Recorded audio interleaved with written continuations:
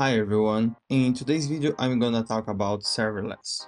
For this video I'm gonna use as an example AWS Lambda Function service and API gateway to map the HTTP request to our Lambda function. So what is serverless? Serverless is a cloud computing execution model in which the cloud provider allocates machine resources on demand, taking care of the servers.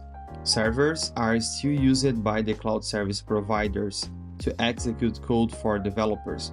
However, developers of serverless applications are not concerned with capacity planning, management, fault tolerance, or scaling of containers. When an app is not in use, there are no computing resources allocated to the app. Pricing is based on the actual amount of resources consumed by an application.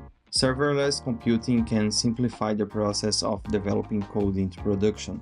It brings some benefits such as scaling, reducing costs, faster code ship, and productivity. You can find several cloud serverless providers. One of them is the AWS Lambda Function. So let's see how to create an AWS Lambda Function and how to call it from the web. First, you need to create your AWS account. AWS provides 1 million requests per month free tier for Lambda service and API gateway service for the moment of this video. So what you have to do is click on search bar, search for Lambda, click on Lambda service option. Perfect. So what we got here is some examples of how it works using different languages. So you have .NET option, Java, Node.js, Python, Ruby, and whatever other you want. So what you have to do now is click on create a function. Now we got some configurations here. Let's keep the author from scratch option selected, and let's give a name for our first function. So Node.js example. You can choose whatever you want. Let's use Node.js version 20 as runtime.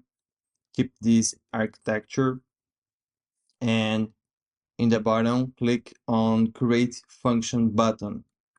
It might take some time. We got success in our Node.js Lambda function creation. So what we got here is some information, and AWS Lambda Function provides a code editor for edit our files. So what we gonna do now is rename our index.mjs to index.js.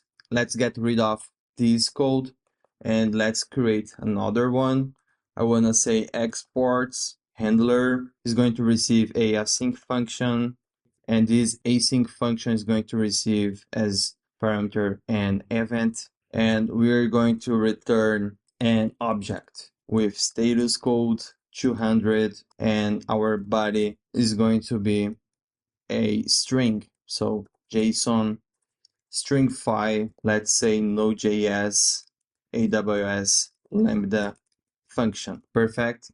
Now in the left, let's click on deploy button. We got success to deploy our first function. Now, in order to access this function through web, let's create a API gateway to map our HTTP request to our Lambda function. So what we have to do now is on the search bar, search for gateway. Click on API gateway service, and here we got some options of API type. As you can see, let's pick the first one, HTTP API. Click on build button, and let's give a name for it. So Node.js, and let's add integration. I want to add Lambda integration, and I need to select a region. Let's use this one, and here we need to select our Lambda function. So we got it here, and let's hit the next button. The next step, here we got some roles configuration. So let's select Our method is going to be get. Our resource path it's the end of our URL. So here you can give whatever name you want. And the integration target is going to be our Lambda function. So hit the next button. Next again, let's review our configurations and click on create button.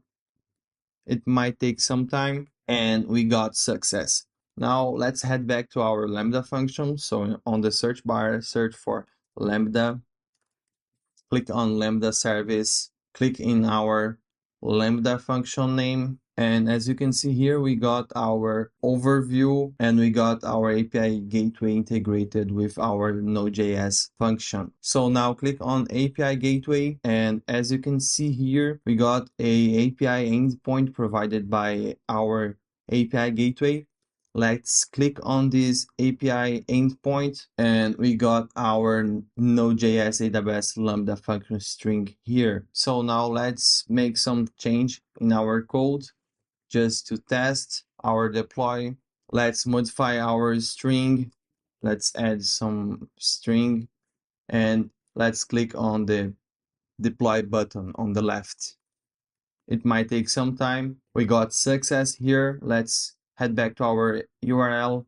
Let's refresh and we got our string updated here. So that's it for this video, guys. Remember to delete these two services after test because as you can see, the API gateway URL is public. So it's better delete it from the web. I hope this video was useful for you and I'll see you in the next video. Bye.